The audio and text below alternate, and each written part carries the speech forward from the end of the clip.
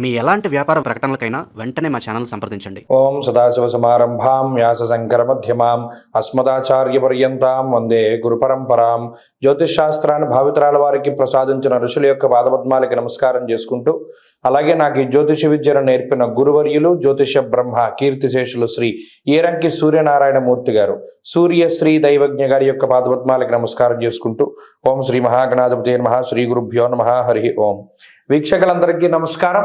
జనవరి నెల 11వ తారీఖు లగాయితూ జనవరి 17వ తారీఖు వరకు ఉండేటువంటి గ్రహగతుల ఆధారంగా ద్వాదశ రాసుల వారికి ఈ వారం ఏ విధమైనటువంటి శుభాశుభ ఫలితాలు కలగబోతూ ఉన్నాయో ఈ కార్యక్రమం ద్వారా తెలుసుకుందాం. అందులో భాగంగా ఈ వారం ఉండేటువంటి గ్రహగతులను గమనిద్దాం.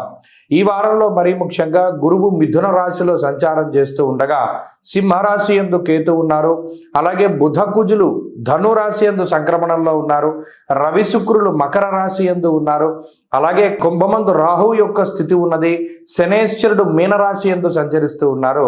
చంద్రుడు ఈ వారంలో కన్యా, తుల, వృశ్చిక, ధను రాశుల యందు సంచరించబోతూ ఉన్నారు. ఇటువంటి పరిస్థితుల్లో ద్వాదశ రాశుల వారికి ఏ విధమైనటువంటి ఫలితాలు కలగబోతున్నా తెలుసుకుందాం. అందులో భాగంగా మిథున రాశి వారికి సానుకూలమైనటువంటి వాతావరణమే గోచరిస్తూ ఉన్నది. ప్రత్యేకించి అష్టమ స్థానస్థిత శుక్రుడు అలాగే చంద్రుని యొక్క బలం ప్రధానమైనటువంటి బలంగా చెప్పవచ్చును. వారంలో 5 రోజుల పాటు చంద్రుని యొక్క బలం ఉన్నది.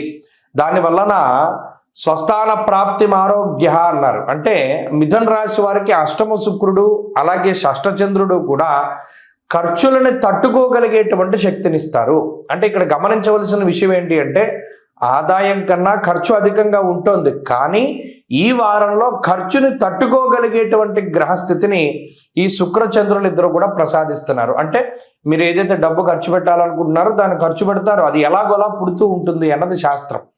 అలాగే ప్రత్యేకించి 6వ స్థానమందు చంద్రుడు, అష్టమమందు శుక్రుడు, ఈ అర్గళం ఏదైతే ఉన్నదో సప్తమ స్థానానికి భార్యామూలకంగా ధనలాభాన్ని కూడా మనం దీన్ని ఊహించవచ్చును. భార్యామూలకమైనటువంటి ధన ప్రాప్తి అంటే జీవిత భాగస్వామి కానీ లేదా భార్య కానీ లేదా భర్త కానీ వారికి సంబంధించినటువంటి ఉద్యోగ వ్యవహారాలు మెరుగుపడుతూ ఉండడం. అంటే ఉదాహరణకి జీవిత భాగస్వామికి ఉద్యోగం లేదనుకోండి ఇప్పటి వరకును, ఈ గ్రహస్థితి వారి ద్వారా ధన రాబడిని సూచిస్తుంది. అంటే వారికి ఉద్యోగం లభించడానికి అవకాశం ఉంటుంది.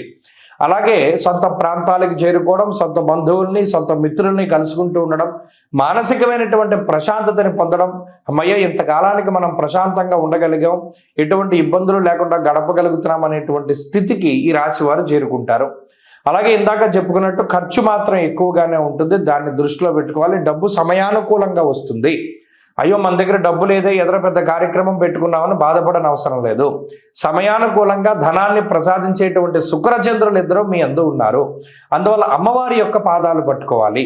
లలితా సహస్రనామం కానీ లక్ష్మీ అష్టోత్తర శతనామావళి కానీ ఇటువంటి వాటిని పారాయణ చేస్తూ అమ్మవారి యొక్క ఆరాధన చేస్తూ ముందుకు వెళ్ళగలిగితే ఈ వారంలో మరిన్ని శుభ ఫలితాలను మిథున రాశి వారు పొందగలుగుతారు. అలాగే ఉద్యోగపరమైనటువంటి వ్యాపారపరమైనటువంటి ఇబ్బందులు ఏవి కూడా ఈ వారంలో కనబడడం లేదు, అంతా ప్రశాంతంగానే ఉండబోతూ ఉన్నది. అలాగే ఈ వారంలో కలిసి వచ్చేటువంటి రోజు సోమవారంగా చెప్పవచ్చును. అదృష్ట సంఖ్య 2, అదృష్ట వర్ణము తెలుపు. తదుపరి కర్కాటక రాశి.